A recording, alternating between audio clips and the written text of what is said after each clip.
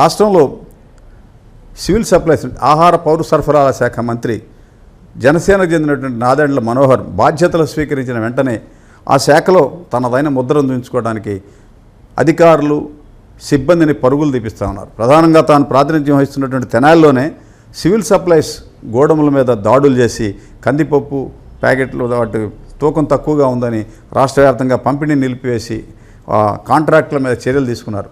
అట్లా బాగా అంటే పేద ప్రజలకు సంబంధించి ప్రభుత్వం ఖర్చు చేసే ఈ సబ్సిడీ నిత్యావసర సరుకులు సిస్టమేటిక్ అంటే క్రమ పద్ధతిలో లబ్ధిదారులు చేరాలనే ఒక ప్రధాన ఎజెండాతో ఆయన పనిచేస్తూ ఉన్నారు.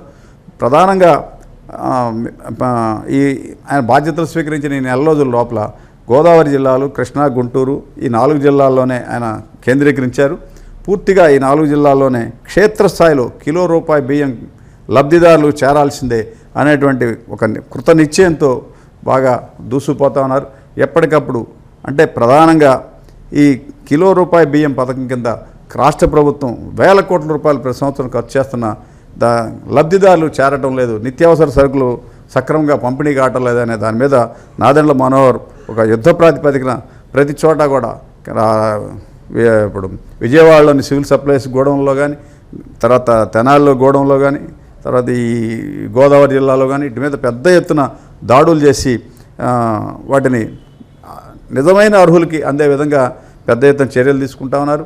అంటే 5 ఏళ్ళు జగన్మోహన్ రెడ్డి హయాంలో నిత్యావసర సరుకుల పంపిణీ గాడి తప్పిందని దాన్ని గాడిలో పెట్టాలన్నటువంటిది దాంట్లో నాదెండ్ల మనోహర్ బాగా యాక్టివ్గా పనిచేస్తూ ఉన్నాడు. అంటే గతంలో ఆయన 2 సార్లు ఉమ్మడి రాష్ట్రంలో శాసనసభ్యుడిగా, ఉమ్మడి రాష్ట్రానికి స్పీకర్గా పనిచేయటం, దాంతో మంచి అనుభవజ్ఞుడు కావటం, 5 ఏళ్ల పాటు ప్రతిపక్షంలో జనసేన నేత పవన్ కళ్యాణ్కి చేదోడు వాదోడుగా ఉండి ముందుకు సాగుతూ ఉన్నాడు.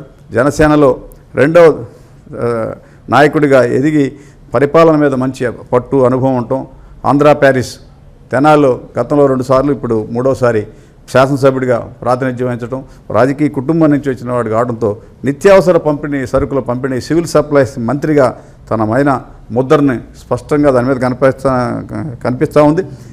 భవిష్యత్తులో ఈ శాఖలో ఇంకా ఆయన ఎంతో నాణ్యమైన సేవలు అందించడం కోసం మండల స్థాయి, గ్రామ స్థాయి, డివిజన్ స్థాయి, రెవెన్యూ డివిజన్ స్థాయి, జిల్లా స్థాయిలో ఫుడ్ కమిటీలను ఏర్పాటు చేసి ఆ ఫుడ్ కమిటీ సమావేశాలు ప్రతి 3 నెలలకోసారి జరిపి ఆ ఫుడ్ కమిటీ సభ్యులు తీసుకొచ్చే నివేదికల్ని ఇంకా పద్ధతిగా అమలు చేయడానికి ఇంకా మార్గాలను అన్వేషిస్తున్నారు.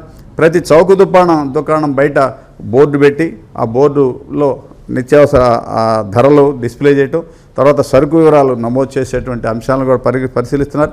జగన్ 5 ఏళ్ళు ముఖ్యమంత్రి ఉన్న సమయంలో చౌక డిపో డీలర్ దగ్గర పంపిణీ కాకుండా ఒక ప్రత్యేక వాహనాలను ఏర్పాటు చేసి ఆ వాహనాన్ని ఈ ఇళ్ల చుట్టూ తిప్పి పంపిణీ చేశారు. ఇది ప్రభుత్వానికి అదనపు భారంగా ఉంది. ఈ వ్యవస్థను తొలగించి పూర్తిగా నేరుగా గతంలో ఉండేటట్టుగా చౌక డిపోలోనే సరుకు పంపిణీ చేసేటట్టుగా ఏర్పాట్లు చేస్తూ ఉన్నారు.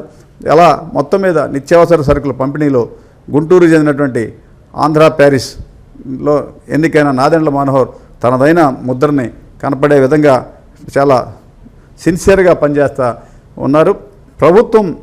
రాష్ట్ర ప్రభుత్వం, కేంద్ర ప్రభుత్వం ఏటా వేల కోట్ల రూపాయలు పేద ప్రజలకి సబ్సిడీ అంటే తక్కువ ధరలకి నిత్యావసర సరుకుల పంపిణీ విధానాన్ని ప్రవేశపెట్టిన దారిలో అంటే దళారుల వలన, అవినీతి అధికారులు, ఉద్యోగుల వలన ఇది పక్కదారి పడుతుంది.